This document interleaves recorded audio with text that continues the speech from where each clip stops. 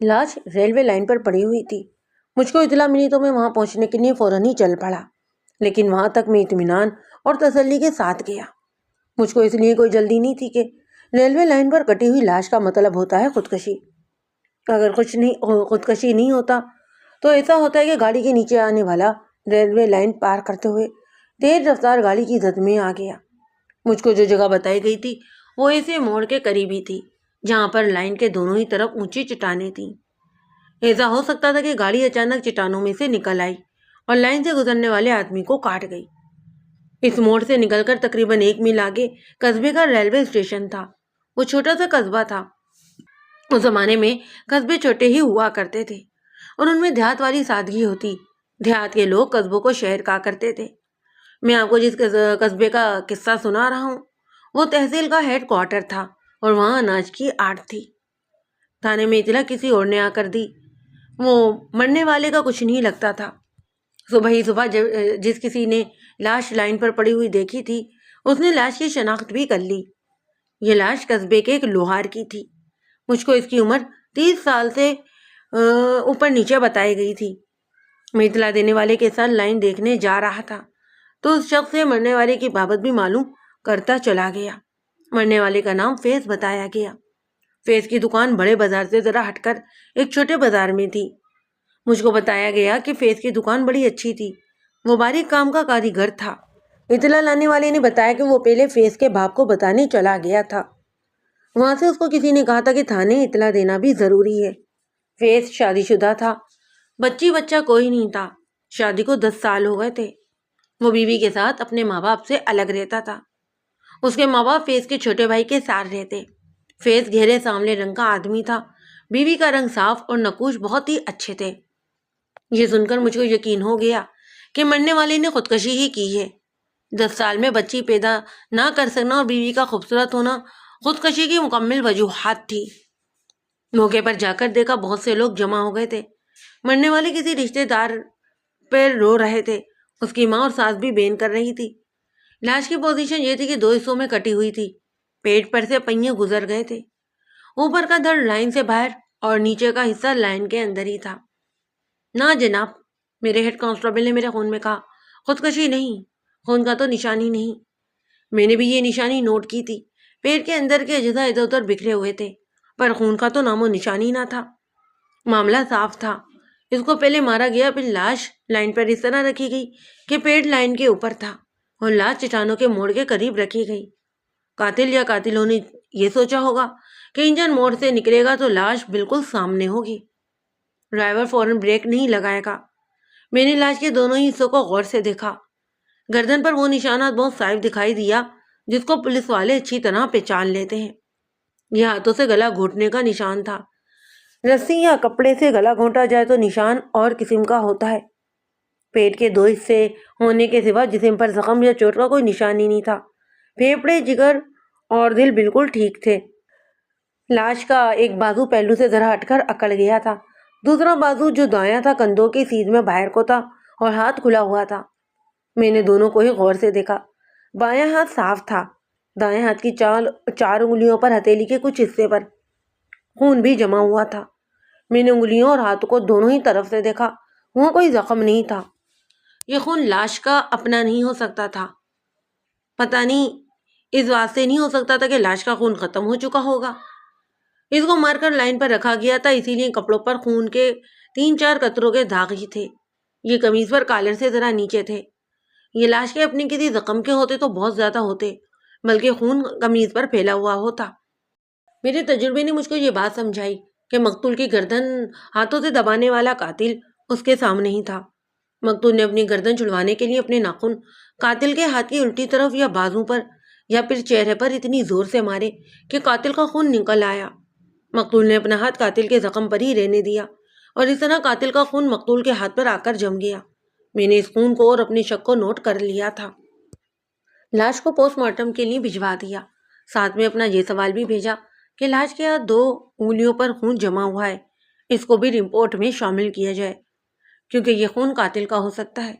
Post mortem تو قصبے کے اسپتال میں سرکاری ڈاکٹر کر دیتا تھا، خون کا معاملہ وہاں نہیں ہو سکتا تھا۔ اس کا طریقہ یہ تھا کہ لاش کا ہاتھ کاٹ کر 35 میل دور زرعی شہر میں بھیجنا تھا، یا کسی کیمیکل سے خون ہاتھ سے صاف کر کے ٹیوب میں بھیجا جا سکتا تھا۔ یہ تو خیر ڈاکٹری معاملات تھے، مجھ کو تو بس خون کی رپورٹ مطلوب تھی۔ میرا یہ اطمینان ختم ہو گیا کہ یہ خودکشی کی واردات ہے، یہ تو سیدھا اور صاف طور پر قتل کا کیس تھا۔ سب سے پہلے تو مجھے کھرے دیکھنے تھے جو وہاں نہیں تھے۔ 100 کے قریب تماشائی اکٹھے ہو گئے تھے اور وہ سارے کھرے کھا گئے تھے۔ قتل میں 1 سے زیادہ آدمی شامل تھے، اکیلا آدمی لاش اٹھا کر نہیں لا سکتا تھا۔ مقتول کا جسم زیادہ وزن والا بھی نہیں تھا، لاغر سا جسم تھا۔ اگر قاتل اکیلا تھا تو وہ طاقت والے جسم اور اچھی صحت والا ہی ہوگا۔ قاتل کی دوسری نشانی یہ تھی کہ اس کے چہرے، بازو یا ہاتھ پر زخم تھا۔ مقتول کے ناخن بھی بڑے ہوئے تھے۔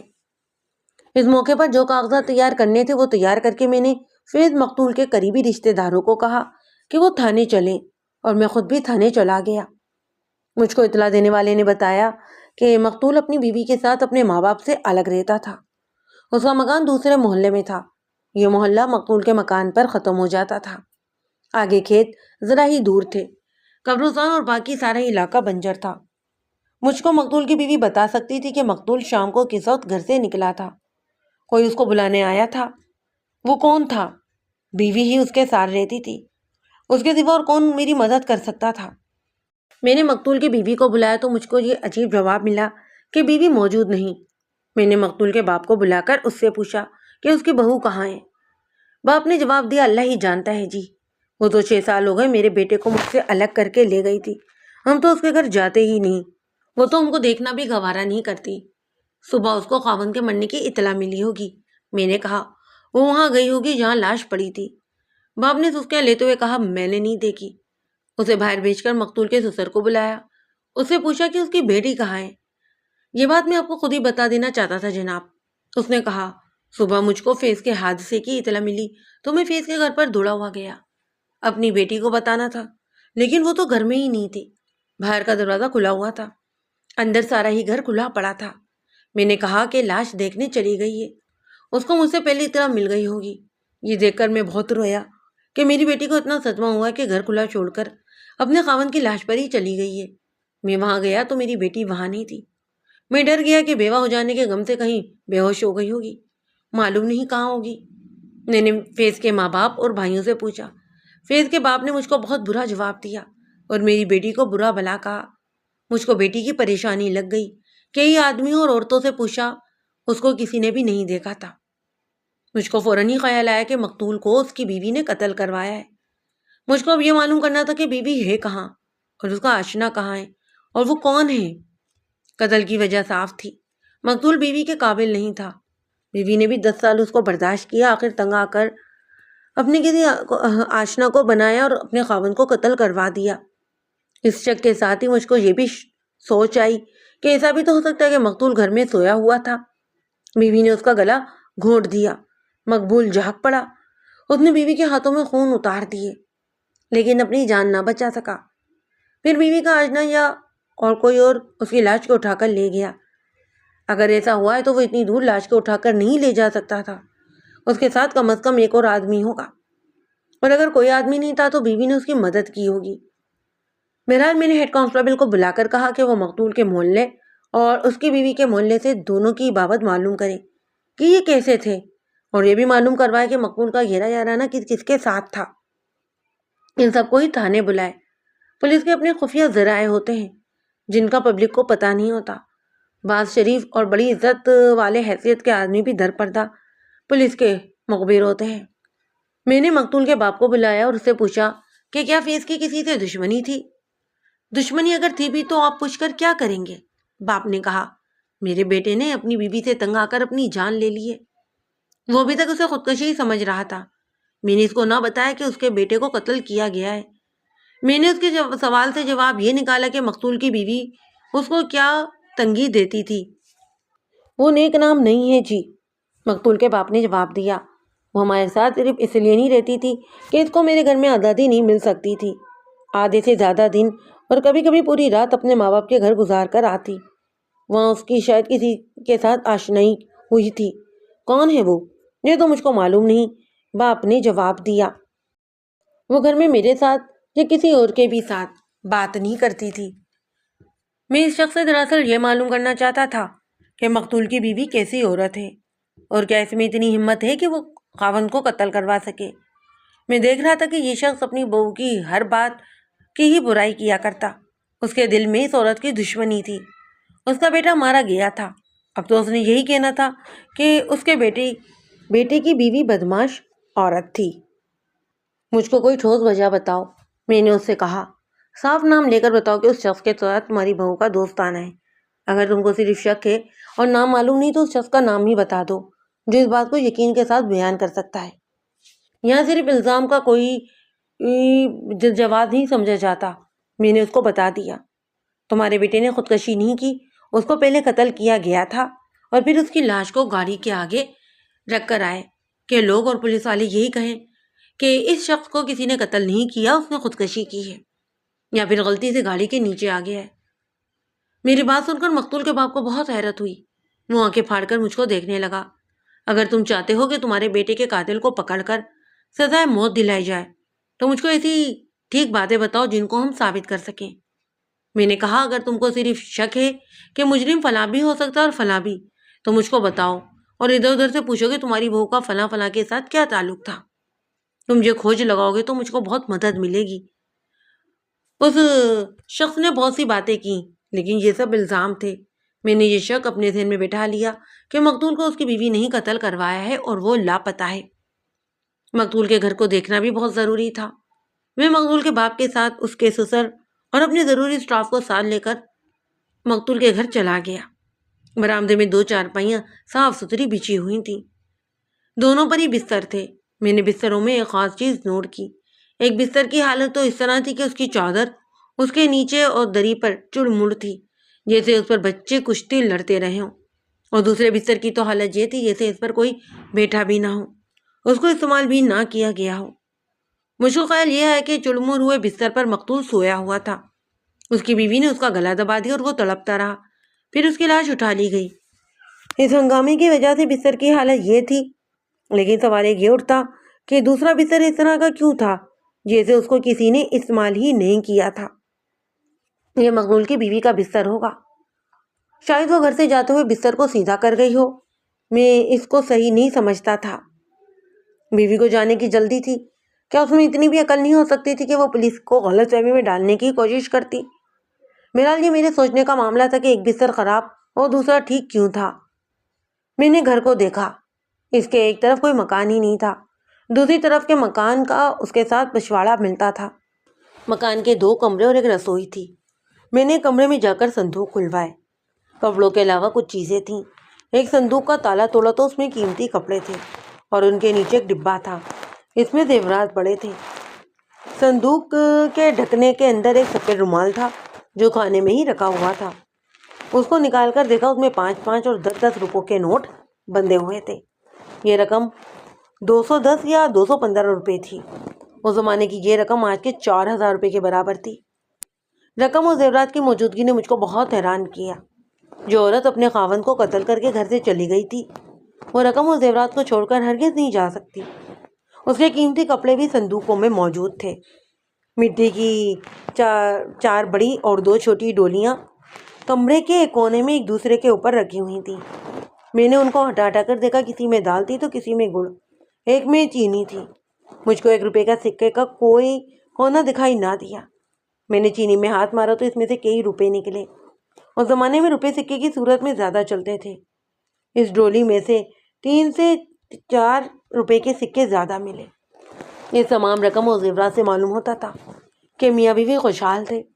گھر میں بھی مجھ کو سلیقہ اور صفائی نظر آ رہی تھی۔ اس سے ظاہر یہ ہوتا تھا کہ بیوی سلیقے طریقے والی تھی، لیکن مجھ کو چکر یہ آ رہے تھے کہ بیوی زیور اور رقم اپنے ساتھ کیوں نہیں لے کر گئی۔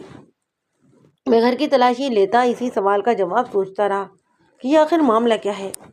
مجھ کو خیال آیا کہ یہ معاملہ کچھ اور بھی ہو سکتا ہے۔ مثال کے طور پر کوئی آدمی مقتول کی بیوی میں دلچسپی رکھتا تھا، 2-3 آدمی ساتھ لے کر آیا، خاوند جاگ پڑا، اس کو انہوں نے مار ڈالا اور لاش کو اور بیوی کو اپنے ساتھ لے گئے۔ اگر ایسا ہوا ہے تو میں یہ نہیں مان سکتا تھا کہ وہ اس شہر کے گنڈے بدماش تھے، وہ تجربے کار ڈکیت ہو سکتے تھے۔ یہ جرم معمولی نہیں تھا۔ کوئی آدمی جذبات کے زور پر ایک آدمی کو قتل کر کے اس کی بیوی کو اغوا کر لیتا۔ میں اندھیرے میں ہاتھ مار رہا تھا، بیوی کا بھاگ جانا، رقم و زیورات نہ لے کر جانا، کوئی اور ہی کہانی بیان کرتا تھا۔ میں تھانے گیا تو پوسٹ مارٹم کی رپورٹ آ چکی تھی۔ مقتول کی موت گلا گھونٹنے سے واقع ہوئی تھی۔ موت کا وقت آدھی رات سے کچھ دیر پہلے کا لکھا گیا۔ مقتول کی انگلیوں پر جو خون تھا وہ ڈاکٹر نے ٹیسٹ کے لیے بھیج دیا۔ میں آپ کو یہ بہتر بتانا نہیں سمجھتا کہ مقتول کے ماں باپ اور دونوں بھائیوں نے اور اس کے ساس سسر اور ان کی 2 بیٹیوں نے مقتول اور اس کی بیوی کی بابت مجھ کو کیا بتایا، اور میں نے ان سے کیا کیا پوچھا اور کیا کیا جرح کی۔ ان باتوں میں آپ کی نہیں کوئی دلچسپی ہی نہیں۔ ان لوگوں کی باتوں پر مجھ کو اعتبار ہی نہیں تھا۔ مقتول کے سسرال والے اپنی بیٹی کو اچھا کہتے تھے اور مقتول کے ماں باپ اور بھائی مقتول کو اچھا کہتے تھے۔ ان کے بیانات میں تعصب اور ناراضگی تھی۔ میں نے رات کو اپنے ذریعوں سے رپورٹیں لیں۔ ان ذریعوں میں بدماش لوگ بھی تھے اور شریف لوگ بھی۔ ان میں 2 آدمی معزز بھی تھے۔ میرے تھانے کا ایک ہیڈ کانسٹیبل اور کانسٹیبل بھی ان میں ہی شامل تھا۔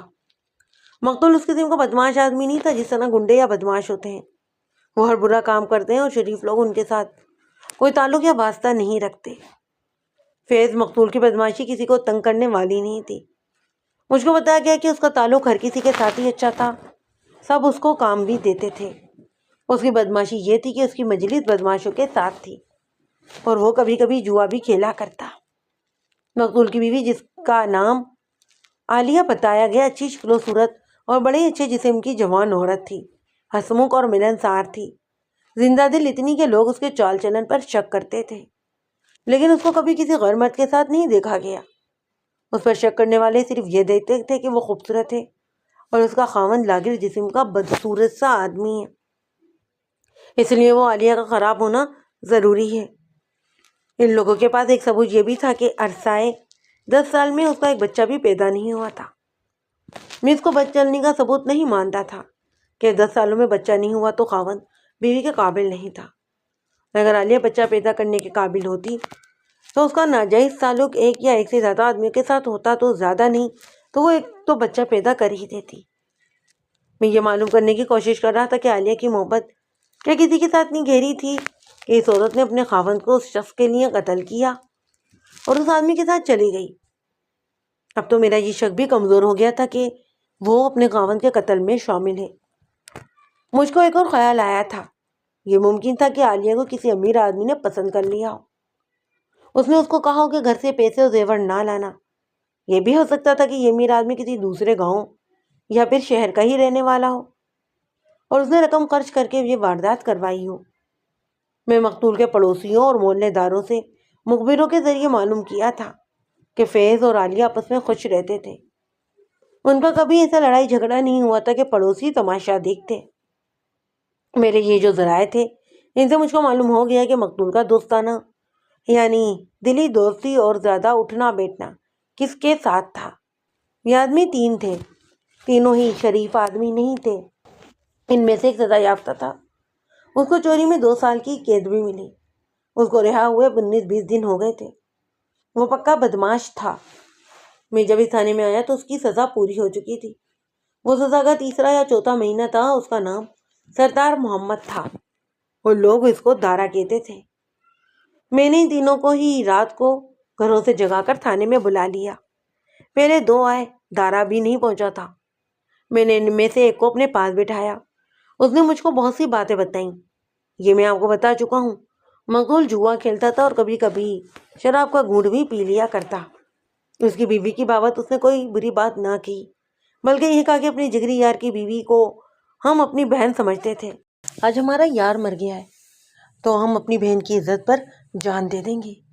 اس نے کہا ہم نے اس عورت کے ہاتھ کا پکا ہوا کھایا ہے، اس کے ہاتھ سے پانی پیا ہے۔ خدا کی قسم جس وقت سے پتہ چلا ہے فیض کی بیوی لاپتہ ہے، ہم اسی وقت سے ادھر ادھر اس کو ڈھونڈتے پھر رہے ہیں کہ وہ کہاں ہے۔ اگر میں یہ کہوں کہ جسے تم بہن کہتے ہو کسی نے تمہاری جگری یار کا پتہ کاٹ دیا ہے، میں نے کہا، اور وہ اپنی کسی جگری یار کے ساتھ چلی گئی ہے، تو تم کیا کرو گے اور کیا کہو گے؟ اس نے کہا میں نہیں مانوں گا۔ آپ نلیا کو جانتے نہیں، اس کی طرف کوئی میلی آنکھ سے بھی دیکھے تو وہ اس کی آنکھیں نکال دے۔ یہ اس کے بیان کا چھوٹا سا ایک حصہ ہے۔ اس نے اپنے بیان میں یہی ثابت کرنے کی کوشش کی کہ عالیہ کا چال چلن اچھا تھا اور فیض کے ساتھ اس کو محبت تھی۔ اگر اس شخص کی یہ باتیں آپ سنتے تو آپ بھی فوراً ہی مان لیتے کہ یہ سب سچ ہے۔ میں تھانے دار تھا۔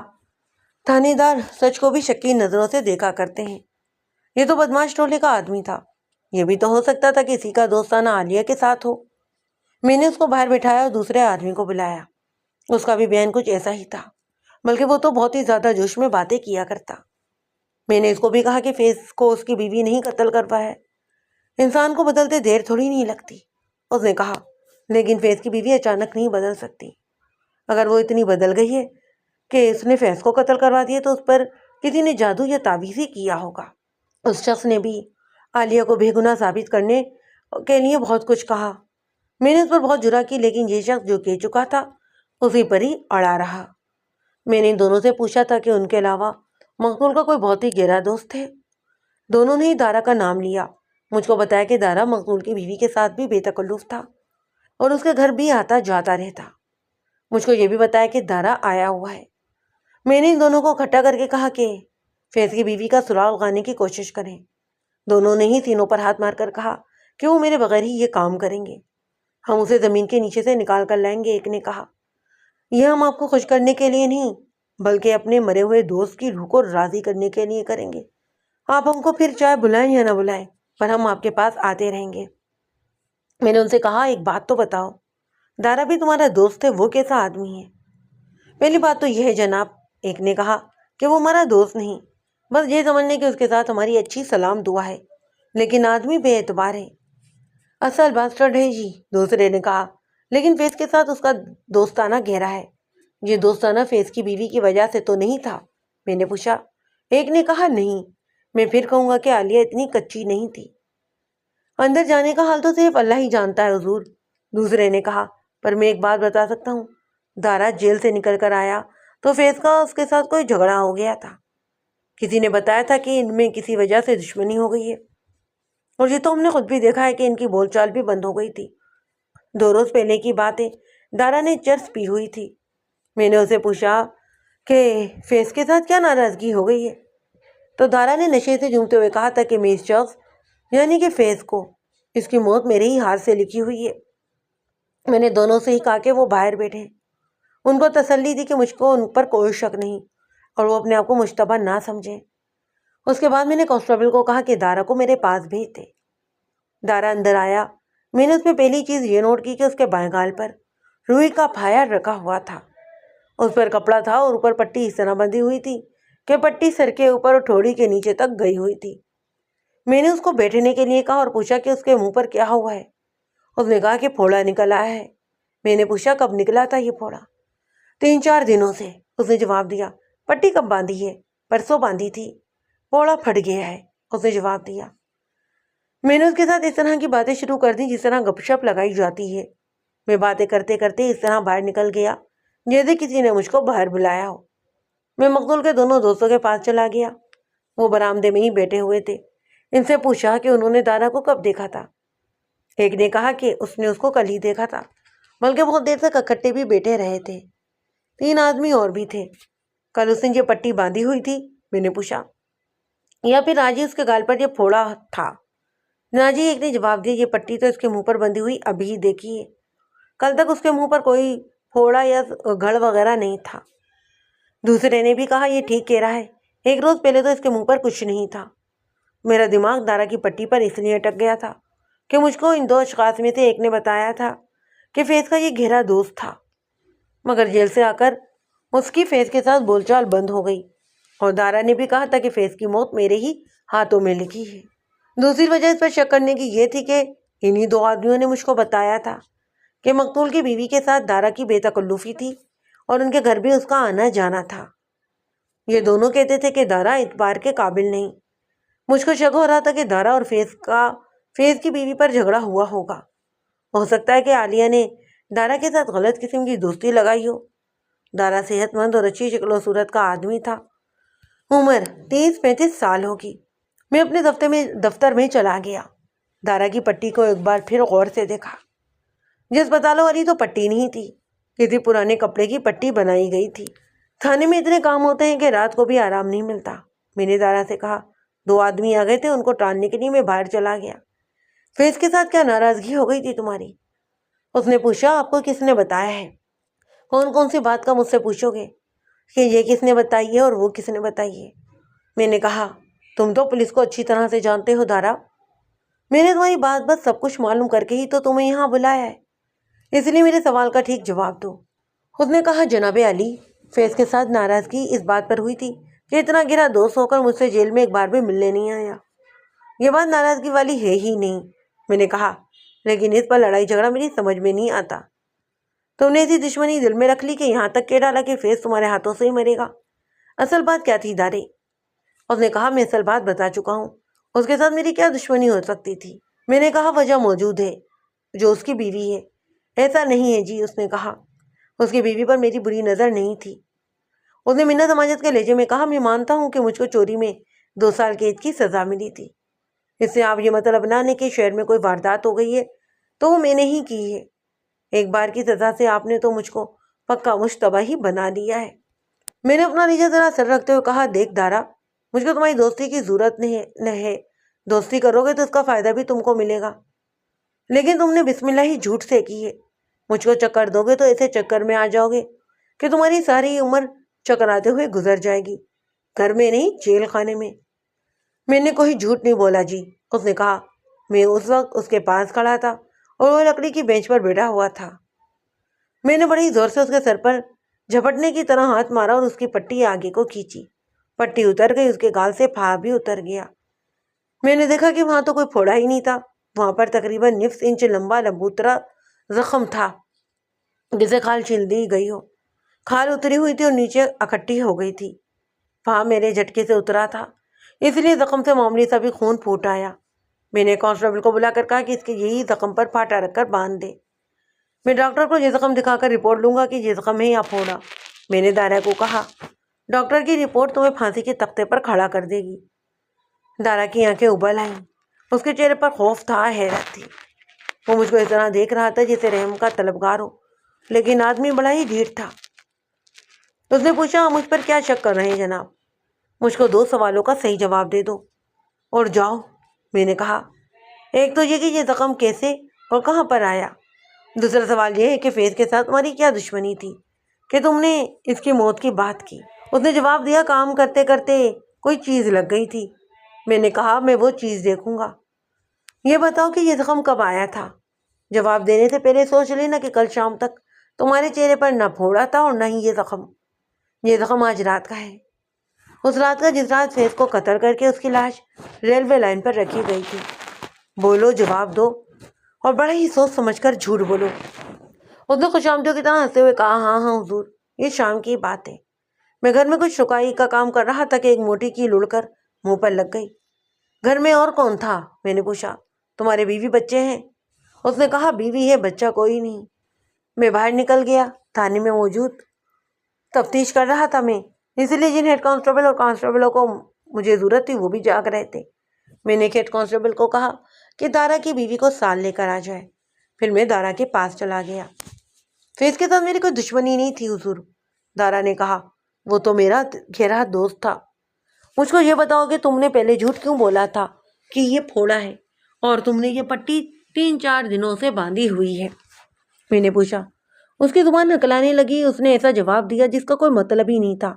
میں اس سے بار بار یہی پوچھتا رہا کہ اس نے کیوں جھوٹ بولا، اس نے مجھ کو کوئی جواب ہی نہ دیا جو میری تسلی کا ہوتا۔ اس کے ہر جواب سے اس کے خلاف میرا شک پکا ہوتا چلا گیا۔ اس سے کہلوانے نہ کہ فیض کو اسی نے قتل کیا ہے میرے لیے کچھ مشکل نہیں تھا، میرے پاس منوانے کا دوسرا طریقہ بھی تھا، لیکن مشکل مسئلہ جرم کو ثابت کرنے کا تھا۔ مجھ کو موقع کے گواہ کی بھی ضرورت تھی اور کئی پہلو ثابت کرنے کے لیے شہادت بھی مطلوب تھی۔ میں نے گھڑی دیکھی، صبح کے 4 بج رہے تھے، میرا سر چکرا رہا تھا۔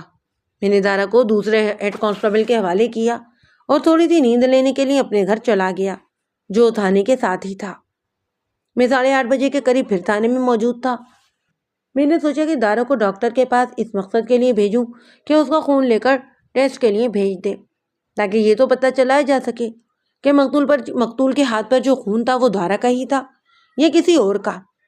میں نے یہ کام اس لیے ملتوی کر دیا کہ مجھ کو معلوم تھا کہ یہ تو پتہ چل جائے گا خون کے یہ دونوں ہی نمونے ایک جیسے ہیں، لیکن قانون وہ اس شہادت کے طور پر تسلیم نہیں کرتا تھا۔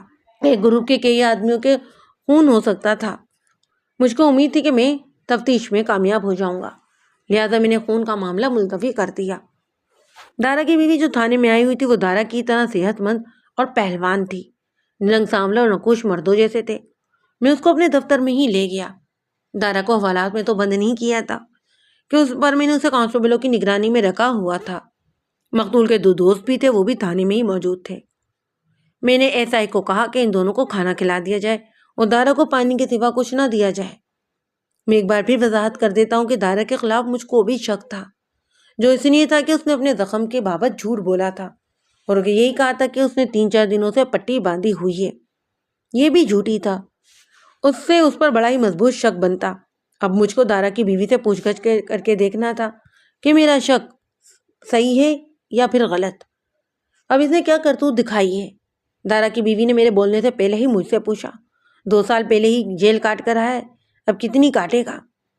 میں نے اپنا سر پیٹ کر اپنی ماں کو کہا تھا کہ مجھ کو اس بدماش کے ساتھ نہ باندھو۔ میری ماں کہتی تھی کہ تمہیں قبول ہی کون کرے گا؟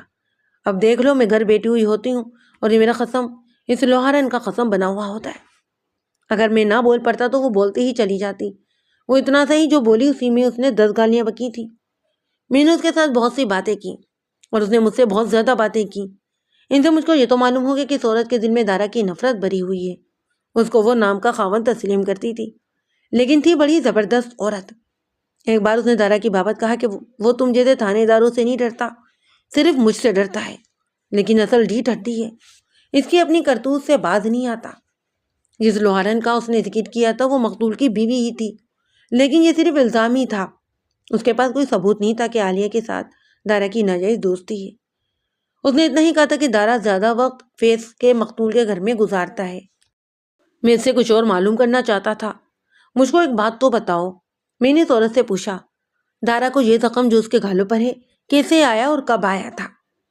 باہر کسی سے لڑ کر آیا ہوگا، اس نے جواب دیا، اور رات بہت دیر سے باہر آیا۔ میں تو سوئی ہوئی تھی، دروازہ کھلا چھوڑ دیا تھا۔ میری آنکھ کھل گئی، اس نے اپنے منہ پر کپڑا رکھا ہوا تھا اور اس پر خون تھا۔ میں اٹھی، نامراد آخر کو میرا خاوند ہے۔ میں نے اس کے گال پر زخم دیکھا، کہتا تھا کہ اندھیرے میں ٹھوکر لگی اور گر پڑا۔ معلوم نہیں نیچے کوئی لوہے کا ٹکڑا پڑا تھا یا پھر لکڑی، منہ اس پر لگا اور اس نے اس کو زخمی کر دیا۔ میں نے اس کا زخم دھویا، گھر میں ایک مرہم رکھا تھا، اسی میں ذرا سی ہلدی ملا کر زخم پر رکھی اور اوپر روئی رکھ کر پٹی کو باندھ دیا۔ وہ مجھ سے پوچھتی تھی کہ دارا نے کیا ہے۔ میں نے اس کو اصل بات تو نہ بتائی، میں نے صرف یہ نوٹ کر لیا کہ دارا اس رات زخمی ہو کر گھر آیا تھا جس رات فیض قتل ہوا تھا۔ پوسٹ مارٹم رپورٹ میں موت کا اندازہ وقت بھی لکھا ہوا تھا۔ میں نے اندازن لگایا دارا تقریباً اسی وقت زخمی ہوا۔ میرے پوچھنے پر دارا کی بیوی نے مجھ کو بتایا کہ اس نے دارا کی قمیض جس پر خون گرا تھا دھو ڈالی تھی۔ میں اسے یہ معلوم کرنے کے لیے کچھ سوالات پوچھے کہ مقتول کے ساتھ دارا کی کیا دشمنی تھی۔ اس عورت نے مقتول کی بیوی کو بدچلن کہنے کے سوا کوئی اور بات ہی نہ کی۔ یہ شک تو میرے بھی دل میں آیا تھا کہ عالیہ نے دارا کے ساتھ غلط قسم کی دوستی لگا لی ہوگی۔ یہ شک اس لیے پکا ہوا تھا کہ دارا کی بیوی کالے رنگ کی بھدی اور مردوں جیسے چہرے اور جسم کی عورت تھی، اور دارا اچھے جسم اور اچھے چہرے والا تھا۔ اس کا رنگ بھی صاف ستھرا تھا۔ ادھر عالیہ بھی خوبصورت عورت بتائی گئی تھی اور اس کا خاوند کالے رنگ کا مریل سا آدمی۔ دارا کا کٹ کاٹ دیکھ کر مجھے یہ بھی خیال آیا کہ وہ مقتول کی لاش کو اٹھا کر دور تک لے جانے کی طاقت بھی رکھتا ہے۔ بہرحال میں نے دارا کی بیوی کو تھانے میں ہی رہنے دیا، اس کو الگ بٹھا کر دارا کو بلایا۔ اپنی بیوی کو تم نے تھانے میں دیکھا ہے؟ دیکھا ہے جناب، اس نے جواب دیا۔ وہ کہتی ہوگی کہ فیض کی بیوی کے ساتھ میری دوستی ہے۔ میں تو اس عورت سے تنگ آیا ہوا ہوں حضور، اس نے تو میرا جینا ہی حرام کیا ہوا ہے۔ میں اس کو کہتا ہوں کہ طلاق لے لو اور میری جان چھوڑ دو، لیکن یہ چڑیل مجھ کو مارنے کو دوڑتی ہے۔ آپ اس کی کوئی بات ہی نہ سنیں، پھر خود ہی بتا دو کہ عالیہ کہاں ہے۔ میں نے کہا، اور یہ بھی بتا دو کہ فیض کا گلا عالیہ نے گھونٹا تھا یا پھر تم نے؟ جناب عالی، اس نے رونے جیسی آواز بنا کر جواب دیا، نہ ہی مجھ کو عالیہ کا پتہ ہے اور نہ ہی یہ معلوم کہ۔ اچھا، پھر یہ بتا دو کہ یہ زخم کہاں سے آیا؟ میں نے اس کے بات کاٹتے ہوئے پوچھا تھا۔ انسپکٹر صاحب، یہ تو بتا ہی چکا ہوں، اس نے کہا۔ مجھ کو وہ جگہ دکھا دو جہاں تم گرے تھے اور منہ کسی لوہے یا لکڑی پر لگا تھا۔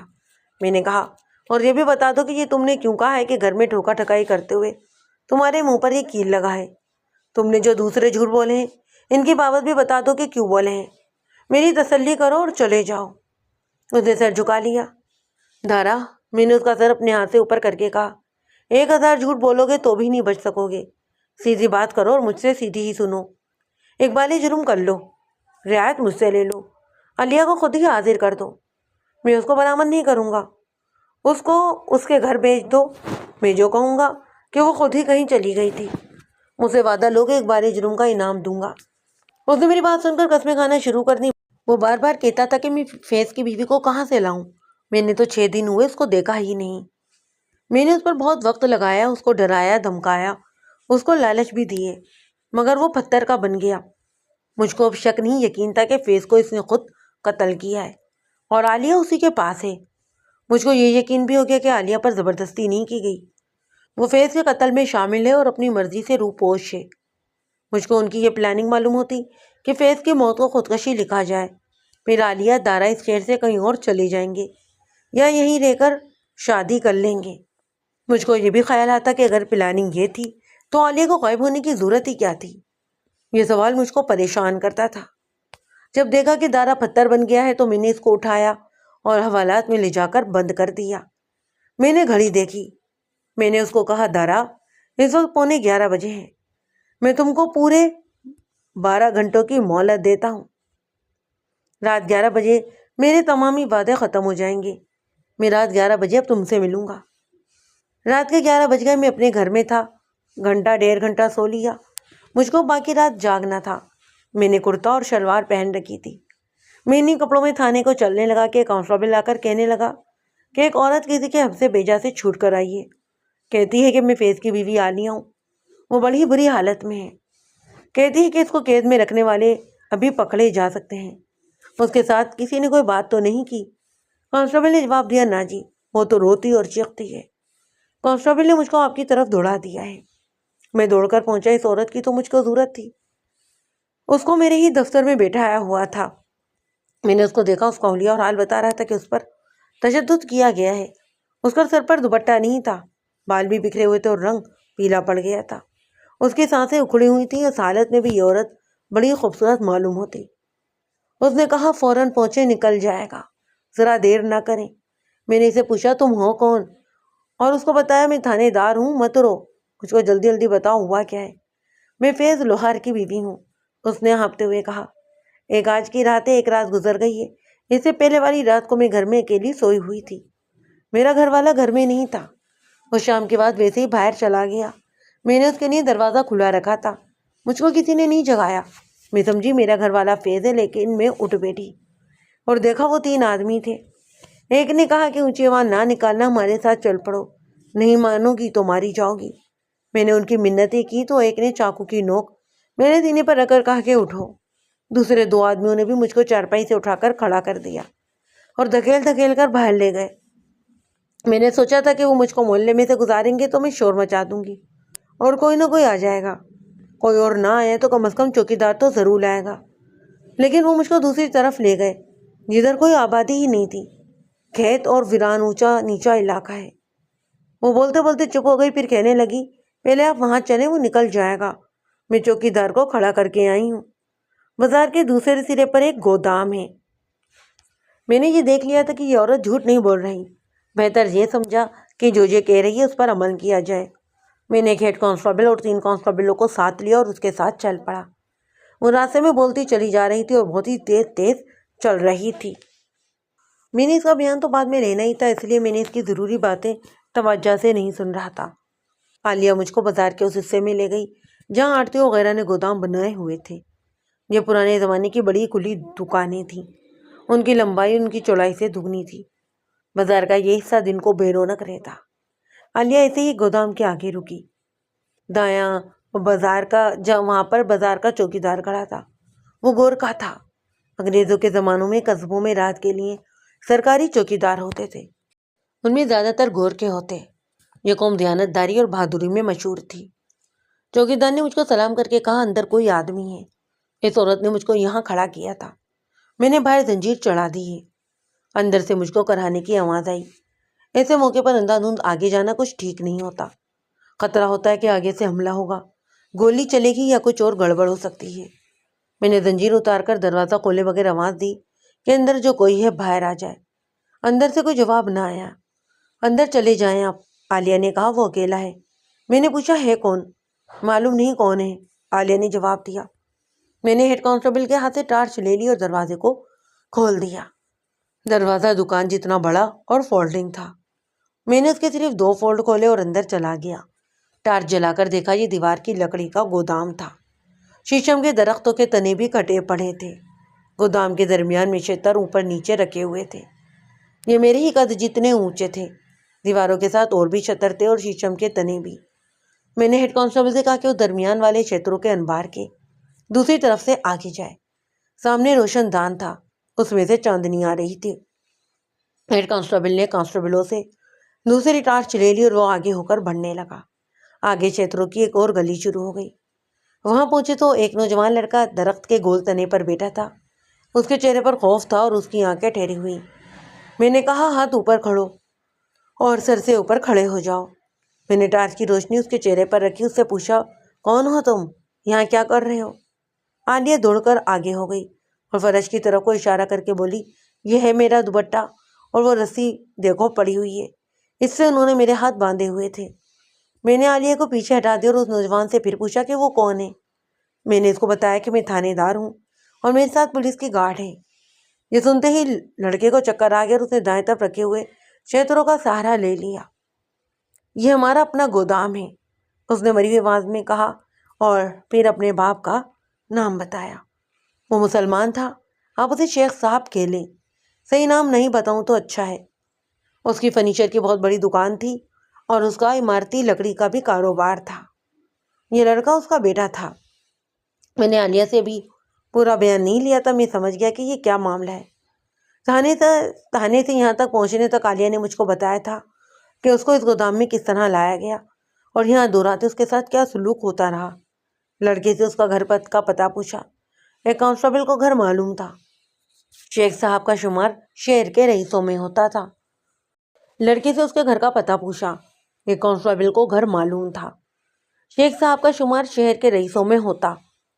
میں نے اس کانسٹیبل کو بھیجا کہ وہ شیخ صاحب کو ضلع دار اور نمبردار کو جگا کر لے آئے۔ اس دور میں قصبوں میں بھی نمبردار ہوتے تھے۔ یہ سنتے ہی شیخ صاحب کا بیٹا ہاتھ جوڑ کر کھڑا ہو گیا اور بولا، خدا کے واسطے میرے والد صاحب کو نہ بلائیں، مجھ پر آپ جو جرمانہ کریں گے وہ میں ادا کر دوں گا۔ میں نے اس کی طرف توجہ ہی نہ دی۔ عالیہ میرے پاس کھڑی واہی تباہی بک رہی تھی۔ میں نے اس کو چپ کروایا تو اس نے مجھ کو کہا کہ میں اس کے خاوند کو بلا دوں، وہ اس کے لیے بہت پریشان ہوگا۔ یہ سن کر مجھ کو بہت افسوس ہوا۔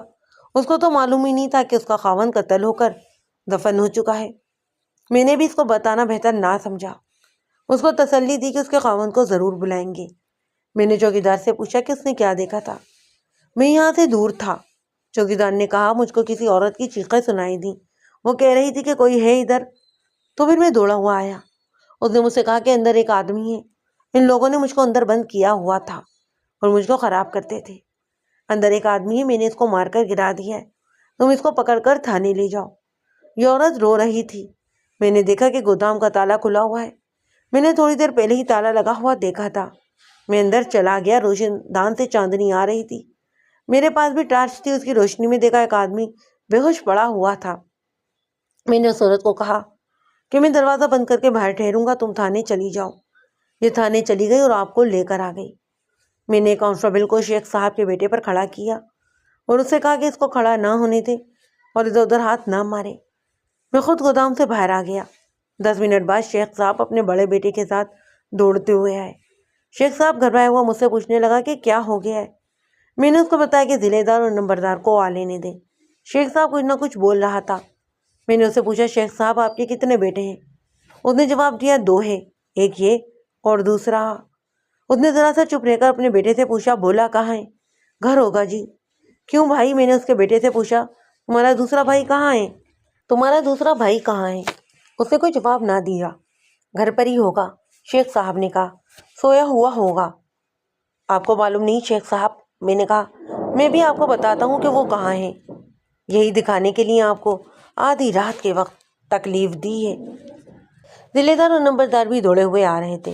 میں ان سب کو ایک گودام کے اندر لے گیا۔ ٹارچوں کی روشنی میں شیخ صاحب نے اپنے چھوٹے بیٹے کو دیکھا تو اس سے بڑی روب سے پوچھا کہ وہ یہاں کیا کر رہا ہے۔ یہ سوال تو میں پوچھوں گا شیخ صاحب، میں نے کہا، اور اس کے بیٹے کو کہا کھڑے ہو جاؤ اور اس عورت کا دوپٹہ اٹھا کر میرے سامنے رکھ دو۔ اس نے دوپٹہ جو نیچے پڑا تھا اٹھا کر میرے قدموں میں رکھ دیا۔ مجھ کو عالیہ کی جوتی بھی وہاں پڑی نظر آ گئی۔ میں نے لڑکے کو، جس کو باپ بھولا کہتا تھا، کہا کہ وہ اس عورت کی جوتیاں بھی میرے آگے رکھ دے۔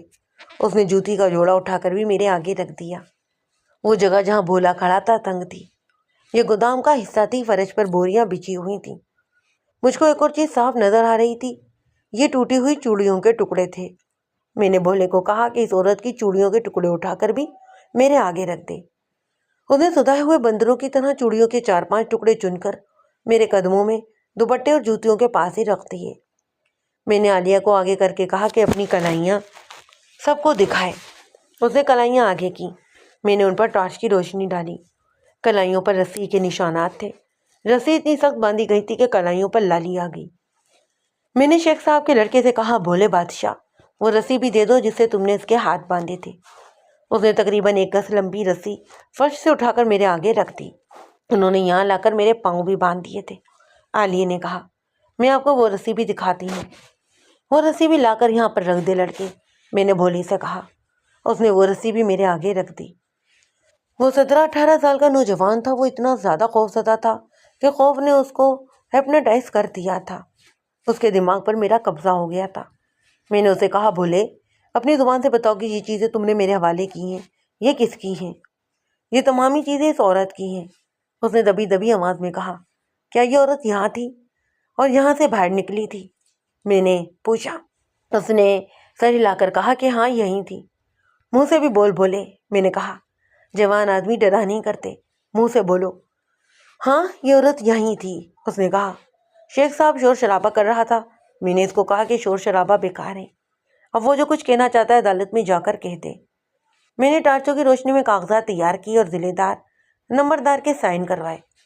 بھولے کو میں نے ہتھکڑی لگائی جو ہمارے پاس تھی۔ میں نے ضلع دار اور نمبردار سے کہا کہ اب وہ گھروں کو جا سکتے ہیں۔ شیخ صاحب اور اس کے بیٹے کو میں نے کچھ نہ کہا، وہ ہمارے پیچھے چل پڑے۔ گودام کو میں نے تالا لگوا کر چابی اپنے پاس رکھ لی تھی۔ یہ تالا اندر ہی کہیں رکھا ہوا تھا۔ میں نے بھولے سے کہا تھا کہ تالا مجھ کو دے دے۔ عالیہ مجھے 3-4 بار کہہ چکی تھی کہ میں اس کے خاوند کو بلا دوں۔ میں اس کو ٹالتا رہا۔ تھانے جا کر میں نے بھولے کو برآمدے میں بٹھا دیا اور عالیہ کو اپنے دفتر میں لے گیا۔ اس کو بٹھا کر بتایا کہ اس کا خاوند قتل ہو گیا ہے۔ یہ میں آپ کو بتا نہیں سکتا کہ اس کی کیا حالت ہوئی۔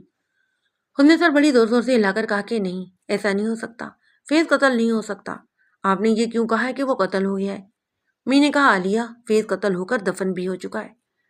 اس نے بڑی زور سے اپنے دونوں ہاتھ اپنے سر پر مارے اور ایسی چیخی کہ میرا دل بھی دہل کر رہ گیا۔ وہ روتی اور چیختی۔ میں نے اس کو چپ نہ کروایا۔ وہ ایک دم روتے روتے خود ہی اچانک چپ ہو گئی۔ کہنے لگی، میں جانتی ہوں اس کو کس نے قتل کیا ہے۔ عالیہ نے کہا، دارا کے سوا اس کو کون قتل کر سکتا ہے؟ اس نے ایک بار پھر اپنے سر پر ہاتھ مارے اور اونچی آواز میں رونا شروع کر دیا۔ یہ الگ بات ہے کہ وہ کتنا زیادہ روئی اور کس طرح روئی، اور میں نے اس کو کس طرح بلایا۔ اس نے تو مجھ کو بھی رلا ہی دیا تھا۔ میں تو یہ سمجھ رہا تھا کہ اس نے اپنے خاوند کو قتل کیا یا پھر کروایا ہے، لیکن یہاں تو معاملہ ہی کچھ اور تھا۔ میں نے اس کو کہا کہ وہ اپنا پورا بیان دے۔ اس کے بیان کو میں اپنے ہی لفظوں میں سناؤں گا۔ اس کے لفظوں میں جو بیان تھا وہ بہت لمبا ہے۔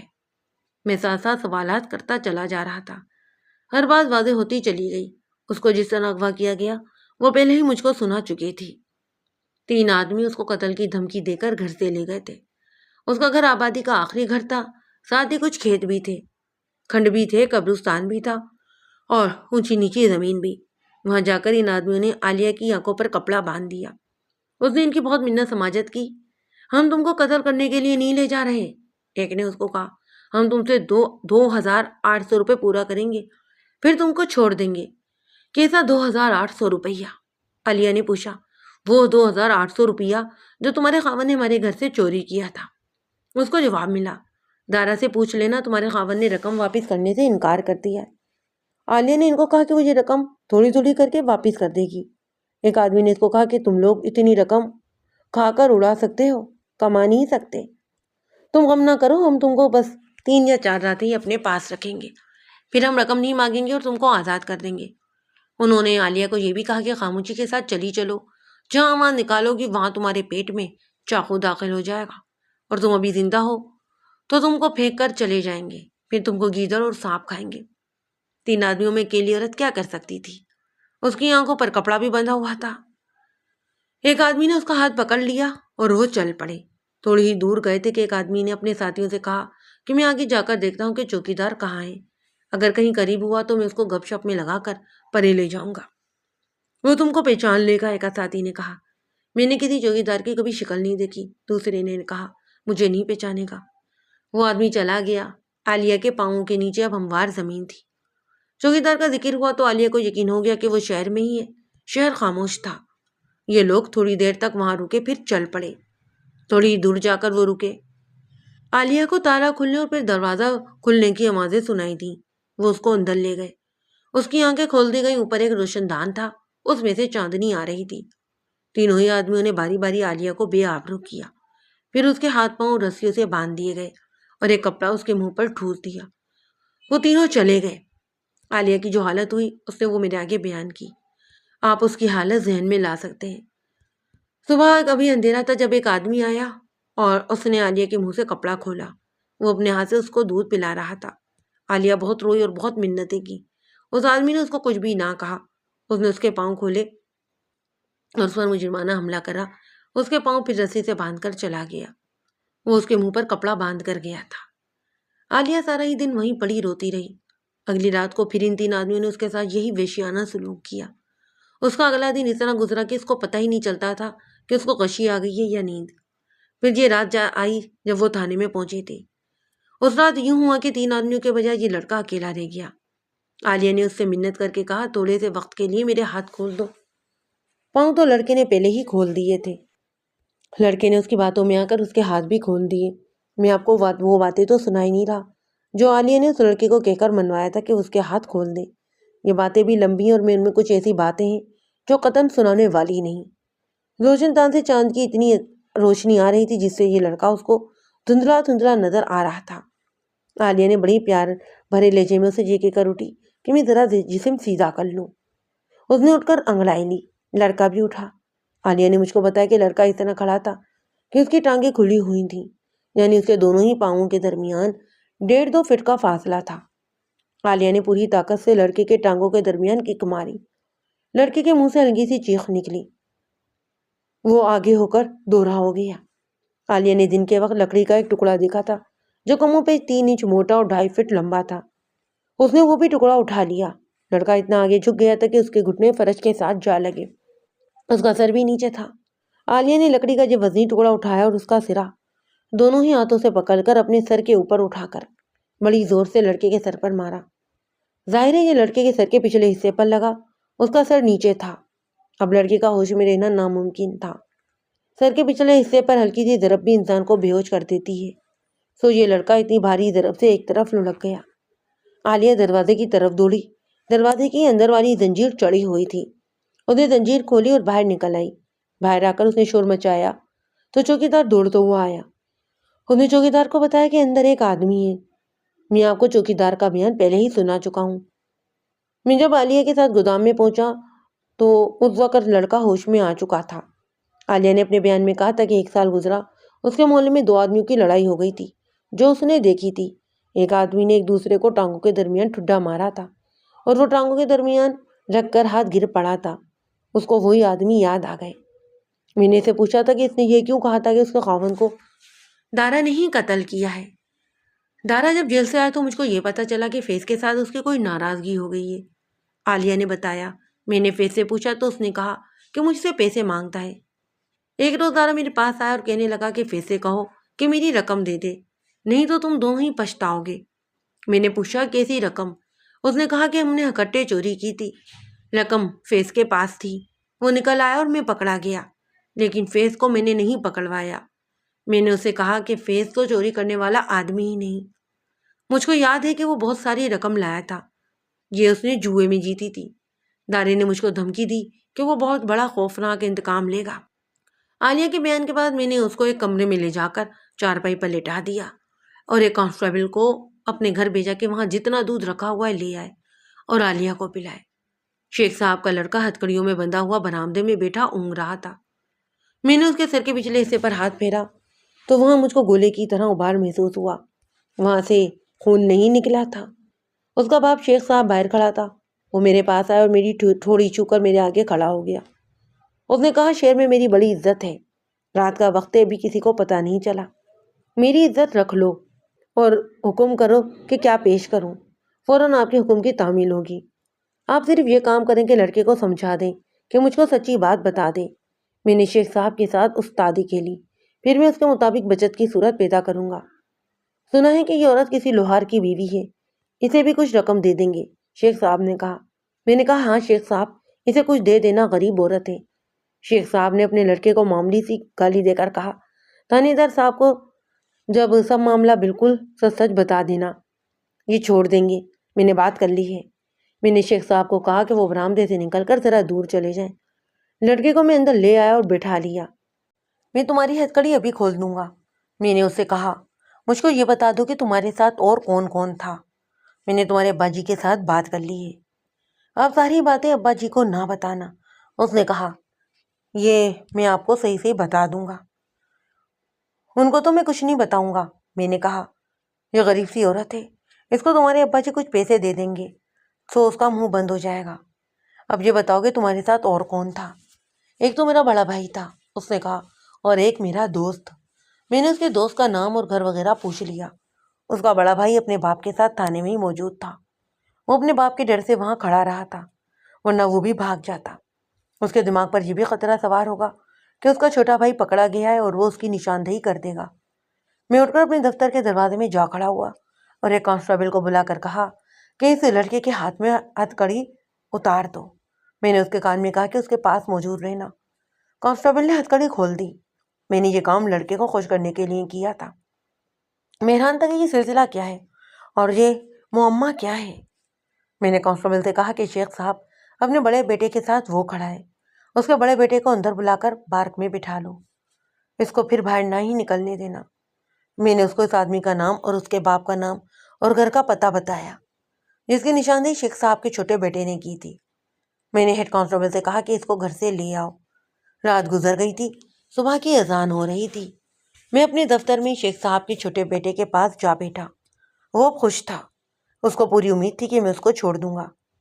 میں نے اس کو دوستی والے پیار بھرے لہجے میں کہا، ریاض بھائی، مجھ کو اب ساری بات بالکل صحیح بتانا، نہیں تو میں تم کو نہیں چھوڑ پاؤں گا۔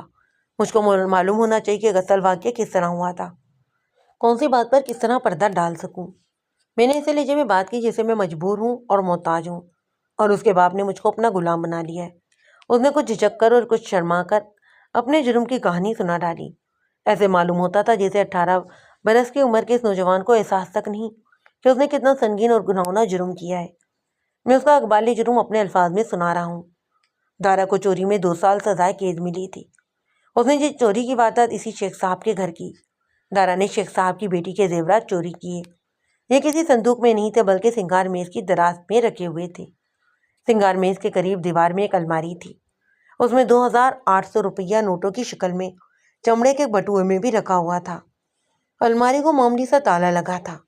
واردات کی رات گھر والوں کی آنکھ کسی آواز پر کھل گئی۔ سنگار میز اور الماری والا کمرہ بھی کھلا تھا۔ شیخ صاحب اور اس کے دونوں بیٹے دوڑے ہوئے آئے۔ دارا جس راستے سے اندر اترا تھا اسی طرف سے اوپر چڑھ رہا تھا۔ اس کو پکڑ لیا گیا۔ یہ 3 آدمی تھے، انہوں نے دارا کو قابو کر لیا۔ زیورات اس کی جیب سے برآمد ہوئے۔ چوکی دار کو بھی بلا لیا گیا۔ کمرے میں جا کر دیکھا الماری کا تالا ٹوٹا ہوا اور الماری کھلی ہوئی تھی۔ اندر دیکھا تو بٹوا بھی غائب تھا۔ دارا کہتا تھا کہ اس نے بٹوا نہیں نکالا، اس نے صرف زیورات نکالے ہیں۔ اس کی تلاشی لی گئی مگر ایک بڑے چاقو کے سوا کچھ بھی برآمد ہی نہ ہوا۔ شیخ صاحب اور اس کے بیٹے کو شک تھا کہ دارا کے ساتھ ایک اور آدمی تھا جو اس سے پہلے دیوار پر چڑھ گیا تھا۔ انہوں نے سایہ سا دیکھا تھا۔ دارا کہتا تھا کہ وہ اکیلا تھا، رقم کوئی اور لے گیا ہوگا۔ دارا کو بہرحال پولیس کے حوالے کر دیا گیا۔ شیخ صاحب نے تھانے میں اپنا نقصان زیورات کے علاوہ 2800 روپیہ رکھوایا۔ زیورات موقع پر ہی برآمد ہو گئے تھے، رقم کا کچھ پتہ ہی نہ چلا۔ دارا رقم سے صاف لاتعلقی برتتا رہا۔ اس وقت اس تھانے کا SHO ایک ہندو تھا۔ اس نے دارا پر بہت تشدد کیا، لیکن دارا اپنے انکار پر قائم رہا۔ وہ موقع پر مسروقہ مال سمیت پکڑا گیا تھا۔ مقدمہ بڑا آسان تھا، اس کو 2 سال قید کی سزا دی گئی۔ شیخ صاحب کے چھوٹے بیٹے ریاض نے مجھ کو بیان دیتے ہوئے بتایا کہ 2,800 روپیہ ان کے لیے معمہ بنا رہا۔ آخر وہ اس نتیجے پر پہنچے کہ دارا کے ساتھ ایک اور آدمی تھا جو رقم لے کر دارا سے پہلے ہی نکل گیا تھا۔ بہرحال دارا سزا کاٹ کر آ گیا۔ فیض کے قتل سے 800 روپے 8 روز پہلے شیخ صاحب کے بڑے بیٹے کو ملا اور اس کو بتایا کہ وہ کوشش اور ہمت کرے تو اس کو 2,800 روپیہ واپس مل سکتا ہے۔ یہ بھی یاد رکھیں کہ اس وقت کا 2,800 روپیہ آج کے 25,000 روپے کے برابر تھا۔ رقم فیض لوہال لے گیا تھا۔ دارا نے شیخ صاحب کے بڑے بیٹے کو بتایا، تمہارے گھر میں ہم دونوں اکٹھے داخل ہوئے۔ تمہارا جو نوکر بعد میں نوکری چھوڑ کر چلا گیا تھا، اس نے گھر بیدی کا کام کیا تھا۔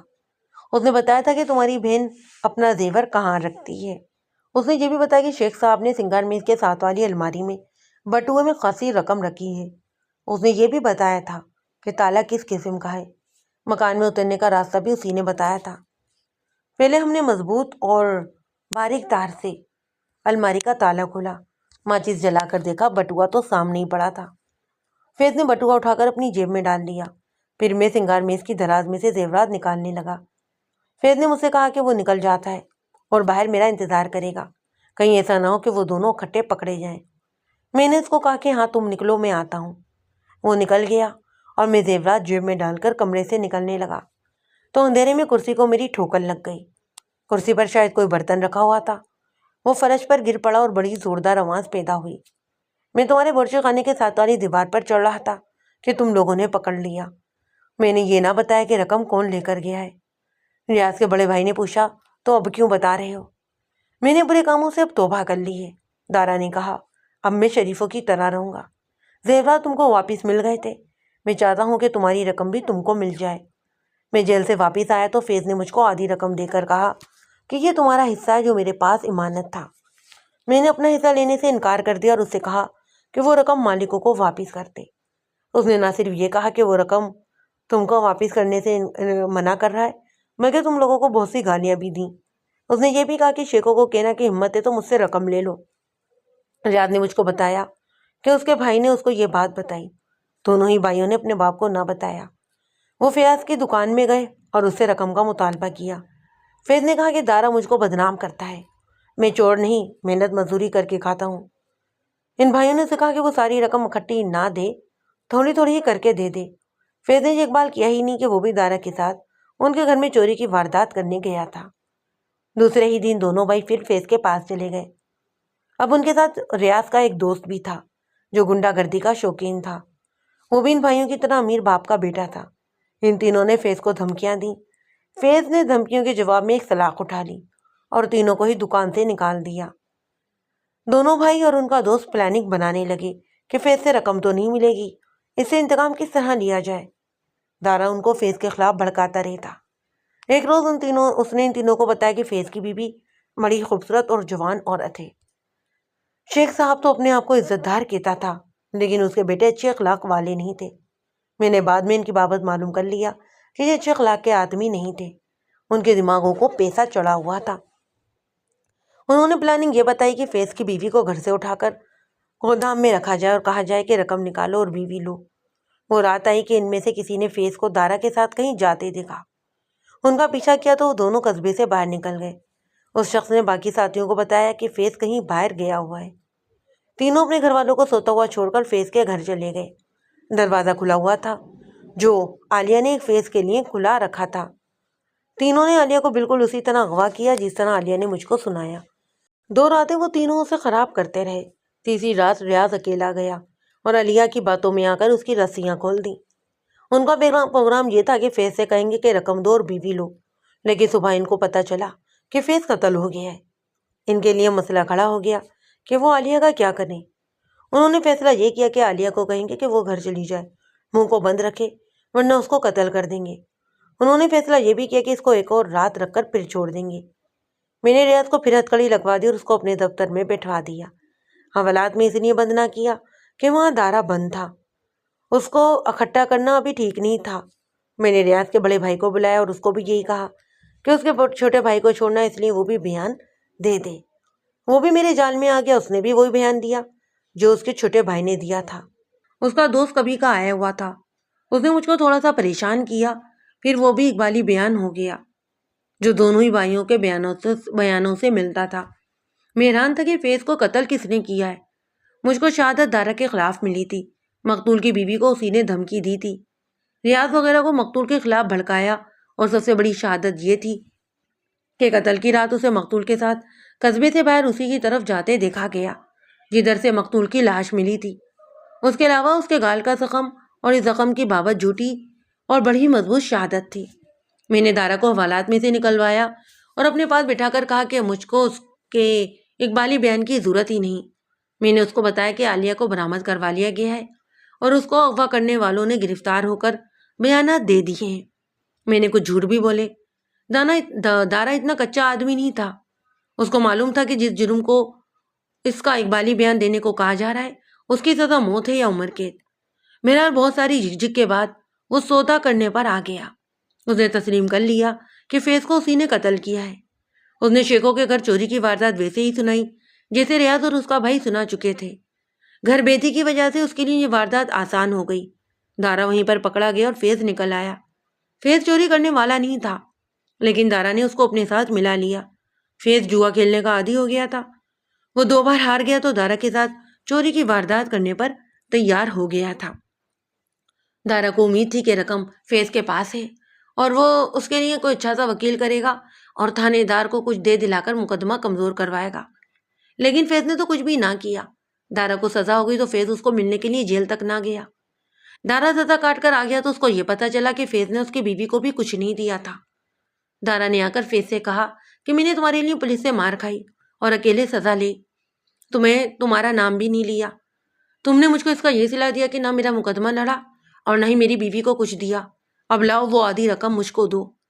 فیض نے اسے کہا کہ یہ رقم میں نے اپنی ہمت سے چوری کی تھی، تم چوری کرتے وقت پکڑے گئے اور میں واردات کر کے نکل آیا، مجھ کو تم نے وہاں سے نہیں نکالا تھا، تمہاری واردات اپنی تھی، میری اپنی۔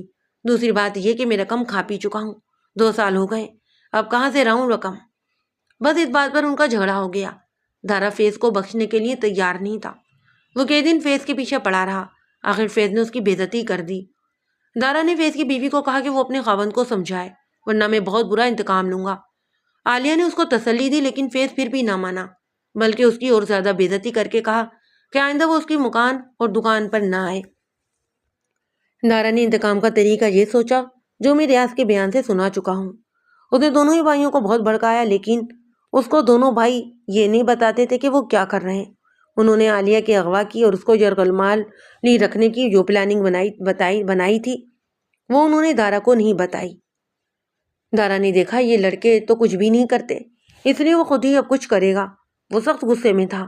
ایک روز اس نے فیض کی دکان پر جا کر اسے کہا کہ میں اب رقم کا مطالبہ نہیں کروں گا، لوگ پوچھتے ہیں کہ تم اپنے دوست سے کیوں ناراض ہو تو مجھ کو بہت برا لگتا ہے، ہمارے دشمن بھی ہم پر ہنستے ہیں۔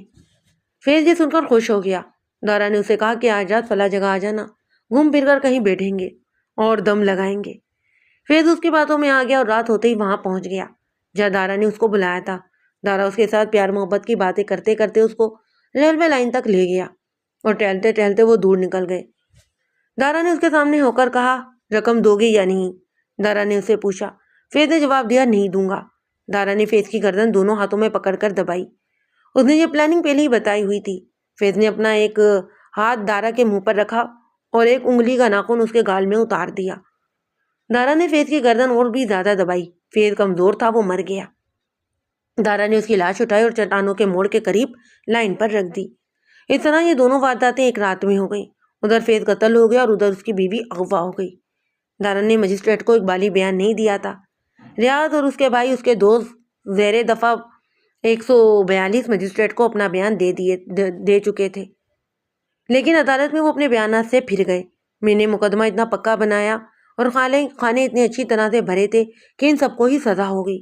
دارا کو عمر قید اور ان تینوں کو 7 سال کی سزائے قید ہوئی تھی۔